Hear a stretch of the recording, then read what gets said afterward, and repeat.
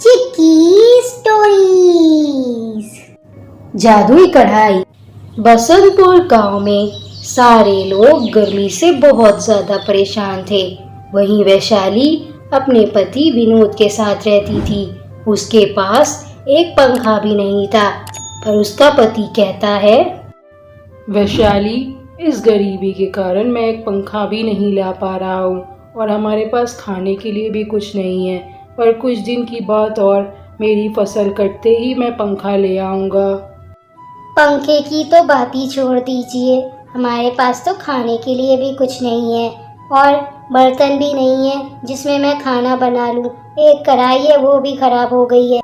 विनोद और वैशाली बहुत दिन पहले ही अपने माँ बाप का घर छोड़कर दूसरे घर में रहने लगे थे, इसलिए उन लोगों के पास एक भी चीज नहीं थी। वो दोनों बहुत ज्यादा गरीब थे, इसलिए उन लोगों के पास खाने के लिए भी कुछ नहीं था। एक कढ़ाई थी, वो भी टूट गई। चलो, मेरे पास कुछ पैसे हैं, दूसरी कढ़ाई ले आती हूँ, नहीं तो क्या करूँगी। खाना कैसे बनाऊँगी, और खाना नहीं बनेगा तो खाएंगे क्या। वैसे भी खाने के लिए भी तो पैसे नहीं है मेरे पास।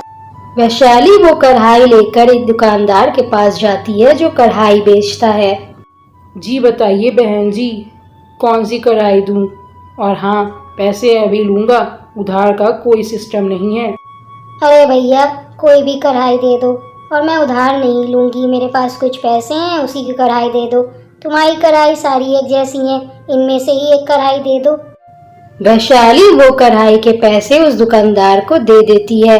वैशाली के पास थोड़े ही पैसे थे, इसलिए वो एक कढ़ाई खरीद लेती है। कढ़ाई लेकर वैशाली खुशी खुशी अपने घर की तरफ चली जाती है। वैशाली घर लाकर वो कढ़ाई चूल्हे पर रखती है। जैसे ही वो कढ़ाई में खाना बनाने जाती है, उसमें से रोशनी निकलती है, ढेर सारा खाना आता है, क्योंकि वो एक जादुई कढ़ाई होती है। सुनिए, आज सुबह मैं कढ़ाई लाई थी, पर जैसे ही मैंने उस कढ़ाई से कहा कि मुझे भूख लगी है, उस कढ़ाई ने ढेर सारा खाना मेरे सामने लाकर रख दिया। मुझे लगता है वो एक जादुई कढ़ाई है।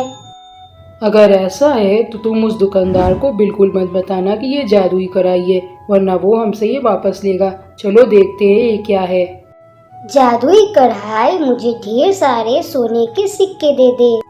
वैशाली के इतना कहते ही वहाँ पर ढेर सारे सोने के सिक्के आ जाते हैं, और ये देखकर विनोद भी बहुत ज्यादा हैरान हो जाता है। वैशाली, मैं तो सोच रहा था कि तुम मजाक कर रही हो, पर ये तो सच में एक जादुई कढ़ाई है। पर इसके बारे में तुम गांव वालों से या उस दुकानदार से कुछ मत कहना, नहीं तो वो लोग मुझसे ये कढ़ाई वापस ले लेंगे। उन सोने के सिक्के बेचकर वैशाली और विनोद ने एक बड़ा सा घर ले लिया। अब उनकी जिंदगी आराम से गुजरने लगी।